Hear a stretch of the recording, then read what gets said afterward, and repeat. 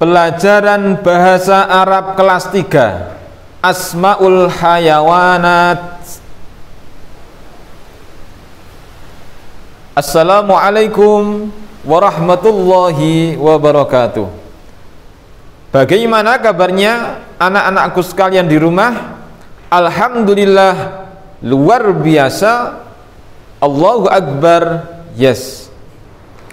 Di pagi hari ini yang sangat cerah, kita telah memperoleh kesehatan lahir batin sehingga bisa mengikuti pelajaran setiap harinya. Semoga apa yang telah kita terima seperti yang di hari ini senantiasa oleh Allah ditambah lagi kenikmatan untuk kebaikan kita semuanya. Amin. Untuk mengawali pelajaran bahasa Arab, alangkah lebih baiknya kita berdoa terlebih dahulu. A'udzu billahi minasyaitonir rajim. Bismillahirrahmanirrahim. Alhamdulillahi rabbil alamin. Ar-Rahmanir-Rahim. Maliki yaumiddin. Iyyaka na'budu wa iyyaka nasta'in. Ihdinas siratal mustaqim, siratal ladzina an'amta 'alaihim ghairil maghdubi 'alaihim waladdallin. Amin. Terima kasih, semoga bermanfaat untuk kita semuanya. Anak-anakku sekalian yang ada di rumah, tentu kita sudah mengingat pelajaran bahasa Arab di hari Kamis minggu yang lalu, bahwasanya dalam keadaan luring, kemudian belum jadi, akhirnya luring diganti dengan luring secara online. Kali ini kita akan mengulangi lagi mengenai tentang nama-nama hewan. Kemarin adik-adik ada yang sudah mengerjakan, ada yang sudah dikumpulkan, ada yang belum, nggih. Yang belum bisa untuk dikumpulkan, difoto seperti tugas yang kemarin disampaikan di KBM. Untuk kali ini Pak Valid akan mengulangi kembali tentang penjelasan tentang Asmaul Hayawanat. Artinya adalah nama-nama hewan. Nama-nama hewan yang sudah adik-adik lihat di buku halaman 17 dan 18. Coba kalian lihat buku bahasa Arabnya, Pak Farid akan ambil ya. Halaman 17 dan 18 bukunya seperti ini. Oke. Ada judul nama, judul bukunya adalah Asmaul Hayawanat, nama-nama hewan. Kita mungkin sudah mengetahui nama-nama hewan banyak sekali jenisnya, tetapi yang ada di buku ini hanya beberapa jenis hewan yang disebutkan, tidak semuanya. Contoh kita lihat seperti halaman 17, ada hewan yang bernama jamalun. Jamalun artinya adalah unta. Unta. Kemudian ada yang namanya ba'udhatun. Apa ba'udhatun? Kita sudah tahu bentuknya adalah nyamuk, nggih. Namanya nyamuk. Kemudian ada di sampingnya lagi adalah farasyun, yaitu kupu-kupu. Sudah tahu ya, kupu-kupu banyak sekali di dekat rumah kita, di dekat lingkungan kita, terutama di tanaman-tanaman. Kemudian dekatnya lagi ada yang namanya jarodun, belalang hijau. Jarodun yaitu belalang hijau. Nanti bisa diartikan sendiri, karena dengan melihat gambar kita sudah tahu artinya bahasa Arab. Kemudian bawahnya adalah dajjajatun. Apa dajjajatun? Ayam jago. Ayam jago itu ayam yang jenisnya laki-laki. Ayam jago. Kemudian dekatnya lagi ada kalbun. Kalbun artinya anjing. Anjing sangat menakutkan karena termasuk kategori hewan yang buas. Hewan buas biasanya di rumah-rumah, di perkantoran ataupun di tempat yang sekiranya sangat mengkhawatirkan tentang keamanan dipasang di depan sebagai penjaga keamanan tempat. Kemudian dekatnya khisonun, artinya adalah kuda. Kuda sudah pernah ya lihat kuda? Ada yang sudah naik juga mungkin. Dekatnya lagi adalah ini filun. Filun artinya adalah gajah. Gajah yang mempunyai badan yang sangat besar, telinganya yang sangat lebar, termasuk hewan yang sangat besar di antara hewan-hewan yang lain.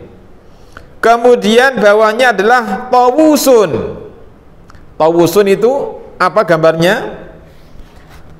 Belum saya artikan, tentunya adik-adik sudah mengetahui. Apa? Burung merak. Burung merak salah satu burung yang dilindungi di Indonesia. Kalau di Ponorogo biasanya terkenal dengan reog. Reog tentunya juga menggunakan bulu-bulu yang diambil dari burung merak. Jadi burung merak bulunya yang sudah lepas-lepas itu ditempelkan di reog agar terlihat indah, mengenang sejarah ketika zaman dahulu terciptanya antara reog, yaitu harimau dan burung merak. Kemudian dekatnya lagi adalah gambar apa ini? Burung merpati ya. Ta'irun artinya burung. Burung bahasa Jawanya manuk. Burung saja ya. Burung. Burungnya itu bisa bermacam-macam jenisnya. Ada yang burung pio, burung betet, burung kasuari, dan masih banyak lagi. Kemudian dekatnya lagi adalah khorufun, yaitu kambing. Kambing bahasa Arabnya khorufun, bahasa Indonesianya adalah kambing. Dan yang terakhir adalah izun, iwazun, yaitu bebek. Antara bebek dan itik sudah beda, nggih. Bebek postur tubuhnya seperti ini. Sudah tahu ya artinya? Nanti kalian putar lagi video tentang pembelajaran bahasa Arab dengan Pak Farid ini, atau ketika tidak diputar lagi kalian sudah akan mengetahui artinya. Karena di sini gambarnya sudah jelas ini ke arah arti apa. Ngeten nggih. Sekarang kita buka halaman berikutnya, halaman 18. Ada tanya jawab antara bapak dan anak. Nggih. Kalau tidak di waktu daring seperti ini, pelajaran bahasa Arab biasanya oleh Pak Farid saya suruh hafalan. Karena dengan adanya hafalan, materi akan lebih mudah untuk diingat. Metode yang pertama adalah harus hafal. Kosakatanya harus hafal. Nggih. Itu salah satu syarat kalau pelajaran bahasa Arab untuk Pak Farid. Kita lihat dan kita artikan bersama-sama, nggih. Al-abu. Al-abu itu artinya adalah bapak. Bapak bertanya, "Madza fi fina'il baiti?" Artinya sudah tahu apa yang ada di jendela rumah, sambil menunjukkan tangan seraya bertanya kepada putranya. Mas, niku nopo? Apa yang ada di jendela itu? Kemudian seorang anak menjawabnya adalah al-ibnu jarodun, ai dzalika jarodun, itu belalang bapak, tanya jawab seperti halnya kita dengan bapaknya, seperti adik-adik sekalian dengan ibunya, dengan bapaknya, dengan kakeknya, neneknya, kakaknya, atau orang lain. Kadang-kadang komunikasi seperti itu sangat perlu kita gunakan agar lebih menarik keakraban untuk orang lain ataupun keluarga kita. Bawahnya lagi, bapaknya tanya, al-abu, artinya bapak, madza fi syajaratil wardati, apa yang ada di pohon mawar itu? Anaknya menjawab, farasyun. Farasyun apa artinya? Kupu, kupu-kupu. Anak-anak, adik-adik, itu apa itu? Itu kupu-kupu bapak. Seraya menunjukkan tangan untuk menunjukkan pertanyaan tersebut dengan menjawabnya.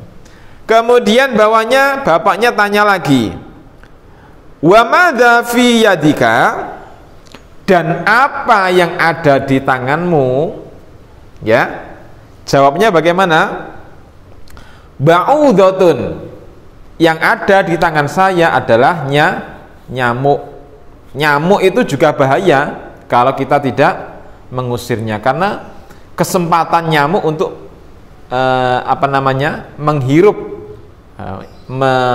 menggigit kita dan mengambil darahnya.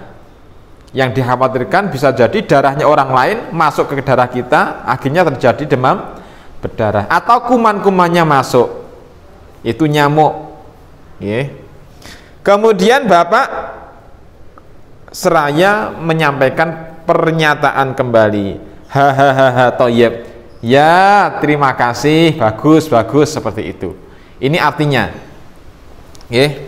Kemudian adik-adik di rumah, tugasnya selanjutnya untuk ditulis yaitu halaman 19.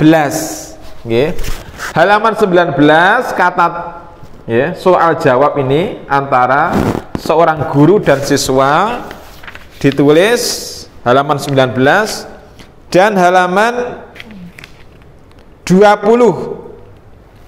Halaman 19 dan halaman 20 ditulis di buku tulis, kemudian diartikan. Nanti akan ada panduan dari Pak Farid, kita tulis artinya dan tulisan Arabnya agar adik-adik di rumah lebih mudah. Kalau ketika selain daring biasanya ya langsung di papan tulis, kemudian Pak Farid langsung menyampaikan dengan latihan satu persatu dilatih. Untuk pertemuan selanjutnya Pak Farid langsung tanya, saya suruh maju satu persatu kalau dulu. Nah kalau sekarang mau saya minta untuk maju hafalan satu persatu sangat kesulitan. Jadi memang pertemuan itu sangat mempengaruhi bagi kita. Yang paling penting, yang paling pokok, meskipun dalam keadaan daring seperti ini, adik-adik sekalian di rumah tetap berusaha untuk sebaik mungkin mempelajari pelajaran yang ada di kelas 3. Entah siapa itu gurunya, bapak ibu guru ataupun yang lainnya, yang serasa kita anggap yang paling penting dan kewajiban kita, maka kita tetap disiplin dan mengikuti apa yang menjadi perintah bapak ibu guru. Bisa diterima ya? Semoga apa yang telah kita pelajari di hari ini mendapat ilmu yang bermanfaat dari Pak Farid. Kita cukup sekian. Assalamualaikum warahmatullahi wabarakatuh.